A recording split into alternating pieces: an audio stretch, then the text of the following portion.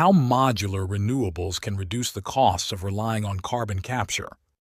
The world is gearing up for COP29 in Baku, a pivotal event as countries prepare to submit their updated nationally determined contributions, NDCs, under the Paris Agreement. These plans are essential for outlining each nation's commitment to combating climate change. Last year's COP28 in Dubai made history by being the first to explicitly commit to transitioning away from fossil fuels. Despite the success, current NDCs fall short of the needed ambition to triple renewable energy capacity by 2030. The upcoming COP29 has an added challenge as it's hosted by a petrostate, making agreements on fossil fuel reduction even more crucial. The influence of oil-producing nations and lobbying efforts threaten to undermine these critical discussions. During COP28, OPEC urged its members to resist initiatives targeting fossil fuels. This highlights the ongoing tension between nations' climate goals and the interests of major oil producers, who control a significant portion of global reserves. Fossil fuel companies, facing declining costs of renewables, are increasingly relying on carbon capture and storage, CCS technologies. These methods allow continued fossil fuel use while attempting to reduce emissions. A central issue is the definition of abated versus unabated fossil fuels. While COP28 addressed this, the term unabated remains somewhat undefined, complicating efforts to uniformly regulate emissions across different fuel types.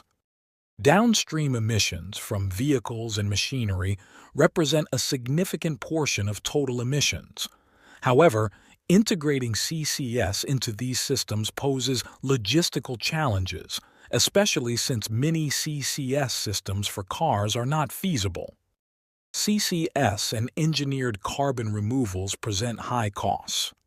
Research indicates that a high CCS pathway to net zero by 2050 could be significantly more expensive than a pathway focused on renewables, potentially adding $30 trillion to costs. The cost reductions in solar, wind, and battery technologies contrast sharply with the stable costs of CCS over the past 40 years. Solar technology alone has seen a 90% cost reduction in the last decade, driven by its modular nature. The modularity of renewables allows for rapid scalability and cost improvements. This contrasts with the fixed nature of CCS and the large-scale infrastructure of oil and nuclear facilities, which do not share the same cost reduction benefits. Solar manufacturing exemplifies how modularity drives efficiency and cost reductions. With billions of solar cells produced annually, mainly in China, economies of scale and technological advancements have transformed the industry.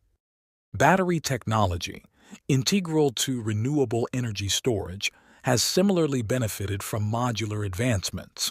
The cost of lithium-ion batteries has continued to decrease, making them increasingly viable for widespread use.